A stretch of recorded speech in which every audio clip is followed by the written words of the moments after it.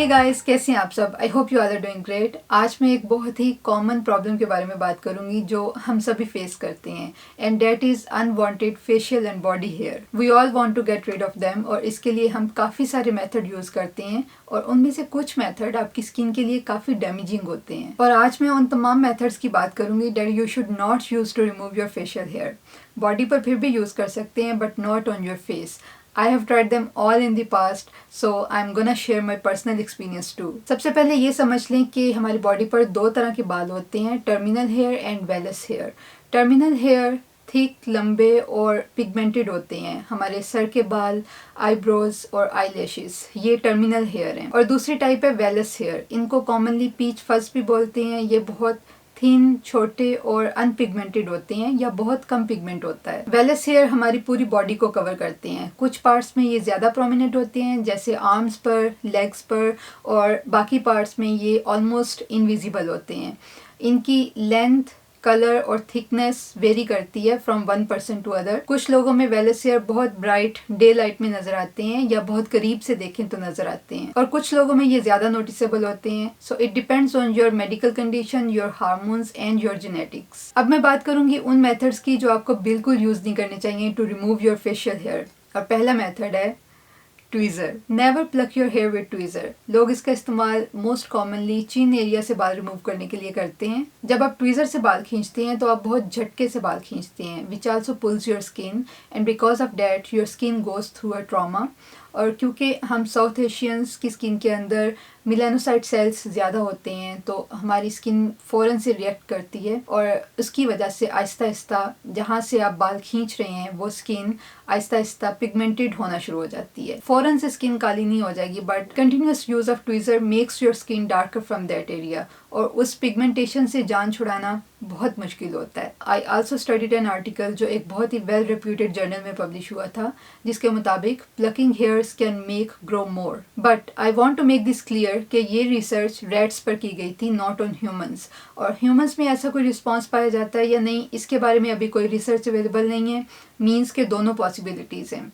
अगर आप किसी डर्मेटोलॉजिस्ट से पूछेंगे तो वो आपको यही बताएगा कि बाल खींचने से ज़्यादा ग्रोथ नहीं होती, लेकिन मेरा पर्सनल एक्सपीरियंस ये है कि बाल खींचने से ज़्यादा ग्रोथ होती है। I used to have only one hair on my chin area, लेकिन वो मैं प्लग करती थी स्टार्ट में, और आहिस्ता आहिस्ता 1 से 2, 3, 4 और फिर 10 बाल आना शुरू हो गए। मेरे एक्सपीरियंस के मुताबिक प्लकिंग से चिन एरिया पर हेयर ग्रोथ बढ़ जाती है। Then I got IPL done, and thankfully now I don't have any hair on my chin area. Second method जो आपको बिल्कुल यूज नहीं करना चाहिए अपने फेशियल हेयर रिमूव करने के लिए, वो है हेयर रिमूवल क्रीम्स का इस्तेमाल। हेयर रिमूवल क्रीम्स के अंदर कुछ केमिकल्स होते हैं जिनको थायोग्लाइकोलेट्स कहते हैं, और ये केमिकल्स आपके बालों के अंदर मौजूद केराटिन प्रोटीन्स को डिसॉल्व करते हैं। लेकिन केराटिन प्रोटीन्स आपके स्किन सेल्स के अंदर भी मौजूद होती हैं। तो जब आप हेयर रिमूवल क्रीम अपनी स्किन पर लगाते हैं तो ये ना सिर्फ आपके बालों के अंदर मौजूद केराटिन को डिसॉल्व करती है, ये आपकी स्किन के अंदर मौजूद केराटिन को भी डिसॉल्व करना शुरू कर देती है, जिसकी वजह से आपके स्किन सेल्स डैमेज होते हैं। इससे बहुत ज़्यादा इरिटेशन होती है, रेडनेस हो जाती है, स्किन सेल्स डैमेज हो जाते हैं, और हाइपर पिगमेंटेशन भी हो सकती है। मतलब वहाँ से स्किन एरिया डार्क हो जाता है, और केमिकल बर्न का रिस्क अलग होता है if you leave it on skin for too long. Third method जिसकी मैं बात करूंगी वो है वैक्सिंग, और ये उन लोगों के लिए है जिनकी स्किन बहुत सेंसिटिव होती है। जब आप वैक्स के साथ फेशियल हेयर रिमूव करते हैं तो बालों के साथ साथ टॉप स्किन सेल्स की लेयर भी रिमूव हो जाती है, which is kind of traumatic for your skin, and it also disturbs your skin barrier, जिसकी वजह से सेंसिटिव स्किन वालों को बहुत ज्यादा इचिंग, रेडनेस और इरिटेशन होती है। चेहरे पर छोटे छोटे से बम्प्स बन जाते हैं, समटाइम्स एक्नी भी बन जाते हैं, और इस ट्रॉमा की वजह से आपका इम्यून सिस्टम एक्टिवेट हो जाता है और आपकी स्किन पर इन्फ्लेमेशन हो जाती है। और अगर आपकी स्किन ब्लेमिश प्रोन है तो पिगमेंटेशन भी हो सकती है। इसलिए मेरी एडवाइस आपको ये है कि अगर आपकी स्किन सेंसिटिव है तो फेस पर वैक्सिंग मत करें, क्योंकि जितना टाइम आपकी स्किन को हील होने में लगेगा उतनी देर में तो दोबारा से बाल आना शुरू कर देते हैं। Next method that I want to talk about is threading, और ये भी उन लोगों के लिए है जिनकी स्किन बहुत सेंसिटिव होती है। थ्रेडिंग के साथ भी मेरा एक्सपीरियंस वैसा ही रहा है जैसा वैक्सिंग के साथ था। It gives me bumps, itching and redness on cheeks area.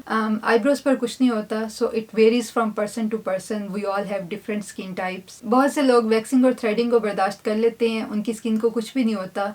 If you are one of them and if it's working for you, keep doing it, but if you have sensitive skin then avoid it. Next method जिसकी मैं बात करूँगी जो strangely कुछ लोग इस्तेमाल कर रहे हैं अपने बाल रिमूव करने के लिए, वो है फटकड़ी का इस्तेमाल। YouTube पर ऐसी दर्जनों वीडियोस पड़ी हैं जो आपको बताती हैं कि फटकड़ी के इस्तेमाल से आपके बाल परमानेंटली रिमूव हो जाएंगे, लेकिन मैं आपको बताना चाहती हूँ कि ऐसा नहीं होगा। फटकड़ी को केमिकली पोटेशियम एल्यूमिनियम सल्फेट कहते हैं। It's an astringent. इसके अंदर एंटी माइक्रोबियल प्रॉपर्टीज भी होती हैं और ये आपकी स्किन को भी टाइट करती है। फटकड़ी के अंदर एस्ट्रिंजेंट प्रॉपर्टीज होती हैं जिसकी वजह से ये आपके स्किन सेल्स को श्रिंक कर देती है, आपके स्किन सेल से एक्सेस ऑयल रिमूव कर देती है। आपके स्किन सेल्स और पोर्स श्रिंक हो जाते हैं जिसकी वजह से आपके बाल स्लो ग्रो करते हैं, और जितनी देर आप फटकड़ी का इस्तेमाल जारी रखेंगे आपके बालों की ग्रोथ स्लो रहेगी, लेकिन ये परमानेंटली आपके बालों को रिमूव बिल्कुल नहीं करती। लेकिन कुछ लोगों को एल्यूमिनियम से एलर्जी होती है and it can irritate your skin. Aluminium salts आपके स्वेट ग्लैंड्स के अंदर चले जाते हैं, आपके पोर्स को क्लॉग कर सकते हैं, which can result in breakouts. You are just blocking your hair follicles temporarily and it's not a permanent solution for hair removal.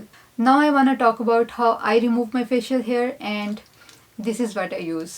These are facial razors और इनको टिंकल रेजर्स भी कहते हैं। क्लिनिकल ट्रीटमेंट्स में इस मेथड को डर्माप्लेनिंग कहते हैं जो डॉक्टर्स यूज करते हैं, और डॉक्टर्स इस मेथड का इस्तेमाल करते हैं एक तो पीच फल्स रिमूव करने के लिए और दूसरा फिजिकल एक्सफोलिएशन के लिए। वो एक एक्सपेंसिव ट्रीटमेंट है, you have to go to a doctor's clinic, लेकिन ये टिंकल रेजर्स आप आराम से घर पर इस्तेमाल कर सकते हैं and these are not harmful. Peach fuzz remove करने के बाद आपका मेकअप बहुत ईजिली और स्मूथली अप्लाई होता है, आपके स्किन के प्रोडक्ट्स बहुत ईजिली और क्विकली आपकी स्किन में एब्जॉर्ब हो जाते हैं, और शेविंग आपके बालों को थिक नहीं करती और ना ही आपके बाल ज्यादा आते हैं।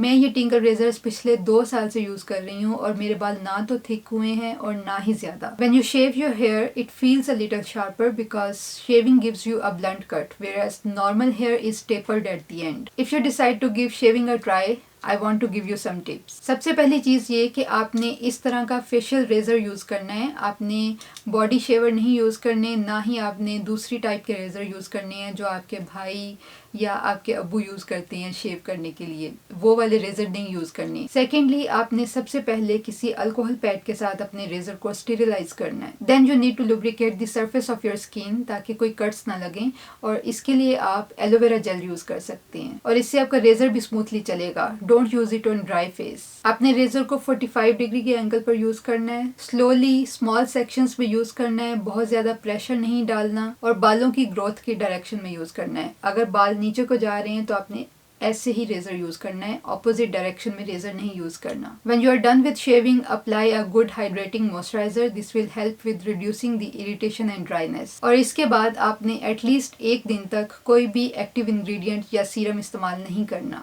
तो ये थी कुछ tips on using facial razors to remove your unwanted facial hair. I hope today's video was helpful. If you have any questions, leave them in the comment section. I'll try to answer as many as I can, and I'll see you guys in the next video. Bye.